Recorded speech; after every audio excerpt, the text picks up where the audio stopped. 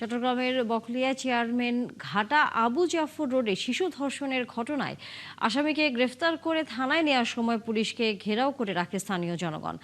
এক পর্যায়ে পুলিশ ফাঁকা গুলি ছুড়ে জনতাকে ছত্রভঙ্গ করার চেষ্টা করলে দুই সাংবাদিক গুলিবিদ্ধ হন। পুলিশ জানায়, চেয়ারম্যান ঘাটা এলাকায় একটি ডেকোরেশনের কর্মচারী 4 বছরের এক শিশুকে দোকানে ডেকে নিয়ে ধর্ষণের চেষ্টা করে। পরে বিষয়টি জানাজানি হলে লোকজন রাস্তায় নেমে বিক্ষোভ করতে থাকে। পুলিশ ঘটনাস্থলে গিয়ে ঘটনার জড়িত ডেকোরেশনের কর্মচারীকে আটক করে, কিন্তু থানায় আনার পথে বিক্ষিপ্ত লোকজন পুলিশের গাড়ি আটকে দেয়। আসামিকে জনগণের হাতে তুলে দেওয়ার দাবিতে বিক্ষোভ করে তারা।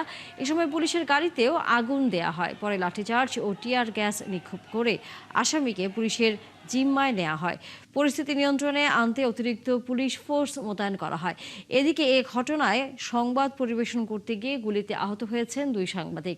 তারা হলেন চট্টগ্রাম প্রতিদিনের সম্পাদক মামুন আবদুল্লাহ ও নোবেল হাসান। তাদেরকে চট্টগ্রাম মেডিকেল কলেজ হাসপাতালে ভর্তি করা হয়েছে। ধরা খাওয়ানোর পরে আনছে পাবলিকে ফোন ধরনের থানাতে পুলিশ এসে অতীত দর্শন হয়ে আবার জামিনে বেরিয়ে আসে। স্কুল প্রতিষ্ঠানে ওরা কিভাবে যাবে? শিক্ষা অর্জন করতে হবে, এরকম মানা যায় না। আজকে আমাদের এই এলাকাবাসীর একটাই দাবি, দর্শনকারীকে বাংলার মাটিতে নয়, আজকে এই এলাকার মাটির মধ্যে বিচার হতে হবে। দর্শক, এই বিষয়ে বিস্তারিত জানাতে আমাদের সাথে চট্টগ্রাম থেকে যুক্ত হচ্ছেন সহকর্মী প্রণবেশ চক্রবর্তী। প্রণবেশ, এই মুহূর্তে সর্বশেষ কি খবর রয়েছে আপনার কাছে, এবং একই সাথে দুজন সাংবাদিক আহত হয়েছেন, আমরা সেই খবরও বলছিলাম, তাদের সর্বশেষ কি তথ্য পেয়েছেন আপনি?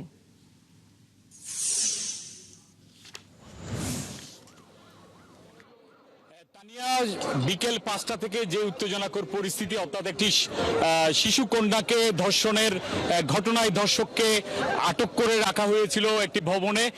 জনগণের দাবি ছিল তাদের হাতে তুলে দেওয়া হোক। পরবর্তীতে রাত 10টার দিকে পুলিশ এসে সেই ধর্ষককে তাদের জিম্মায় নিয়ে আসে এবং তাকে সরিয়ে নিয়ে আসে, তাদের হেফাজতে নিয়ে আসে। এবং এটি একটি ঘিঞ্জি এলাকা, অর্থাৎ প্রচুর ঘনবসতিপূর্ণ এলাকা বাকলিয়াটি, ফলে পুলিশকে বেশ বেগ পেতে হচ্ছিল সেখান থেকে বের হতে।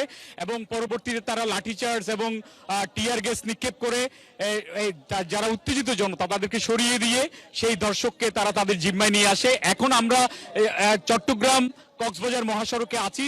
এখানে পরবর্তীতে উত্তেজিত জনতা পুলিশের একটি গাড়িতে আগুন দেয় এবং তাদেরকে সরাতে পুলিশ এখানে সাউন্ড গ্রেনেড এবং টিয়ার গ্যাস ছোড়ে। আমরা দেখতে পাচ্ছি এখনো পুলিশ এখানে তাদেরকে সরিয়ে দেওয়ার চেষ্টা করছে এবং এখনো পর্যন্ত টিয়ার গ্যাস আমরা শুনতে পাচ্ছি আওয়াজ দূর থেকে যে ছোড়া হচ্ছে তাদেরকে সরিয়ে দিতে। আজকে বৃহস্পতিবার এই সড়ক দিয়ে চট্টগ্রাম শহরের শত শত মানুষ তারা তাদের গন্তব্যে গ্রামের বাড়িতে কিংবা নিজেদের জায়গায় যায় ছুটির দিনের আগে, কিন্তু এখানে এখন শত শত মানুষ আটকা পড়েছেন শহরের থেকে। তারা দক্ষিণ চট্টগ্রাম বিশেষ করে তারা যেতে পারছেন না, ফলে তারা দুর্ভোগে পড়েছেন এবং পুলিশ চেষ্টা করছে এই সড়কটিকে, যেহেতু এটি খুবই গুরুত্বপূর্ণ একটি সড়ক, এই সড়কটিকে চালু করার চেষ্টা করছে। এবং অনেক যারা শহর থেকে চাকরিজীবী যারা আজকে গ্রামে ফিরবেন তারা কিন্তু আসলে চরম দুর্ভোগে আছেন। ফলে আইন শৃঙ্খলা বাহিনী চাচ্ছেন যে সড়কটিকে যাতে ঠিক রাখা যায়। তারপর আমরা দেখতে পাচ্ছি কিছু উত্তেজিত জনতা তারা আসলে এখানে ব্যারিকেড দেওয়ার চেষ্টা করেছে, পুলিশের গাড়িতে আগুন দিয়েছে, ফলে তাদেরকে নিবৃত্ত করতে এখানে আইন শৃঙ্খলা বাহিনী এখন কাজ করে যাচ্ছে। ধন্যবাদ প্রণবেশ চক্রবর্তী। নিশ্চয়ই ফিরবে পরবর্তীতে আবারও।